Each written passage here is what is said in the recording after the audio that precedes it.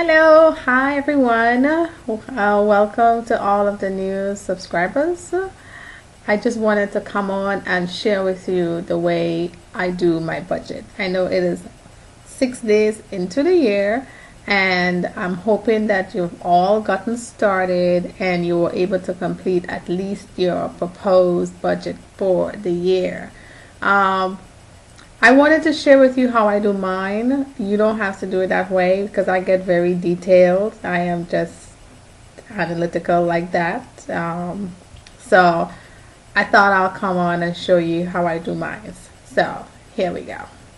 So this is my proposed budget.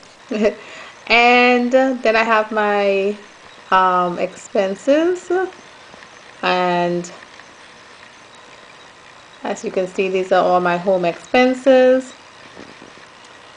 Then we have my daily living, and what I've done is, like, when I go to Publix or Whole Foods, I have a separate budget for food and a separate budget for other essentials like toilet paper, anything that's not edible.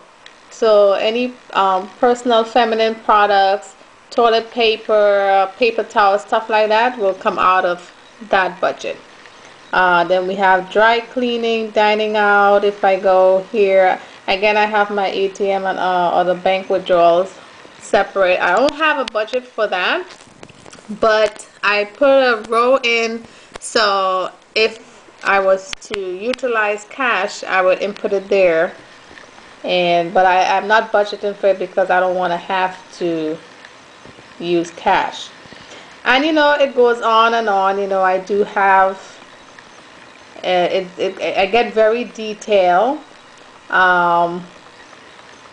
Vacations, although I have a separate account for vacations, so most time I'm not using this particular section because I have a separate. I'm sorry for the blurriness. I'm using my camera on the computer, so that's kind of weird.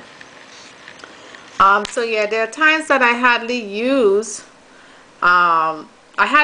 this unless I'm taking money from my from my checking account to pay for anything on my vacation. But other than that, I have a separate account where I get that money from.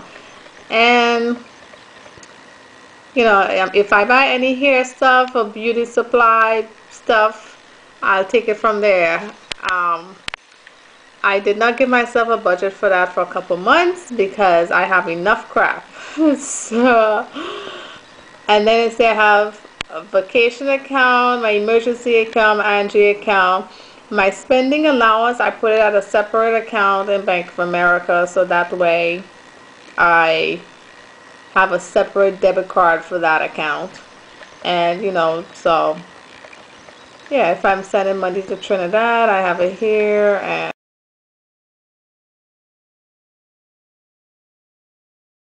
what I do is I capture the proposed budget.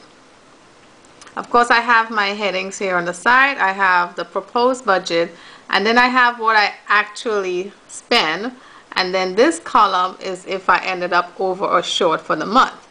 So for instance, for my Publix Whole Foods for food, the budget is $300 for the month, and so far I've spent $53.54.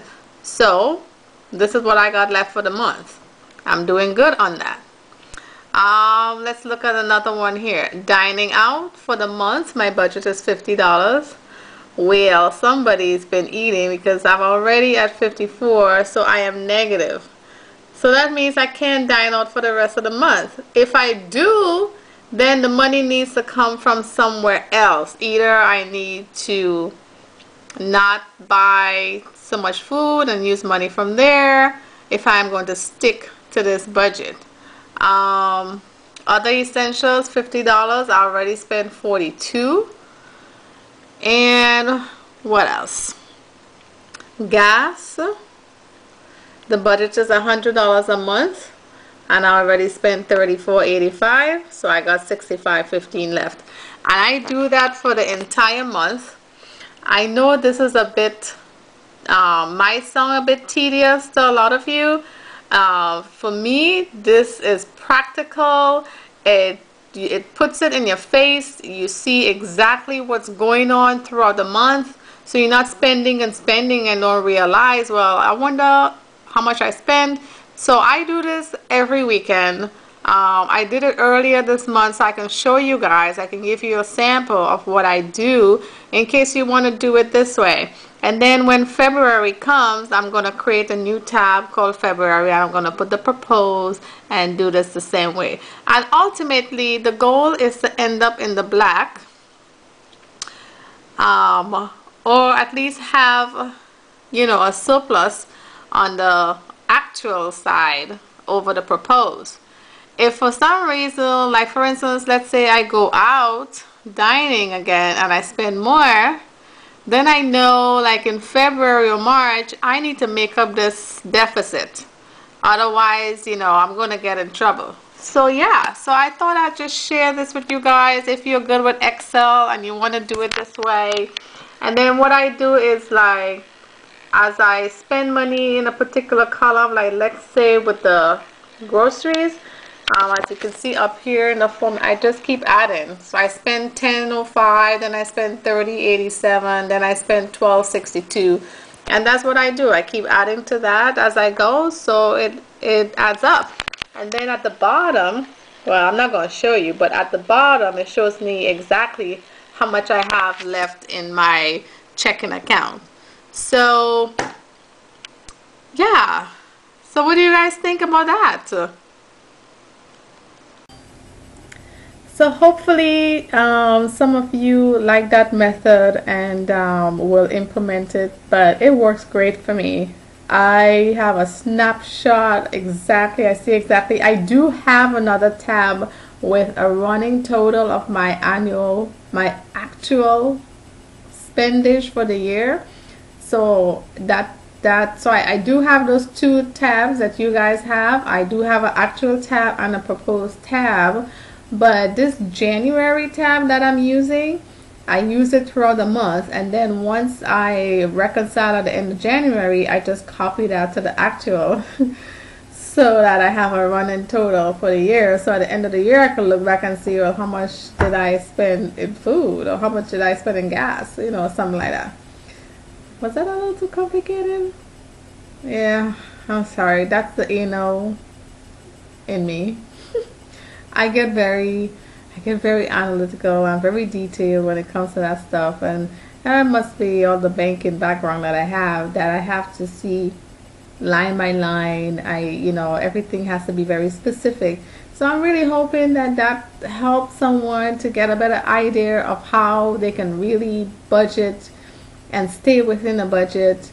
And you know, I'm really hoping that I can help somebody get out of the red. You know, I'm not going to help you get out of debt right now, but at least if you can live in the black, you know, ultimately, and without paying bank fees and late fees to creditors and stuff, you know, that's such wasted money, guys. You gotta control that. You know, I come from a bank. I see how much fees you guys spend, and that's another video. Because I know what you guys gonna say. Oh, the bank charged too much fees. That's another video. Let's not talk about that. Let's stay focused on the budget. So I want you guys, if you want to try that method and you need my help, I'll be glad to help you try that, see if it works. But let me know how it's going. Let me know. I'm quite excited and anxious to hear how you guys are doing with your budget. I know it's only been a week, but I know I get excited. Please tell me, have you plugged in your proposed budget for the year? Have any of you gotten an aha moment, like, oh my God, like my friend did? Let me know. Okay, talk to you guys soon. Bye.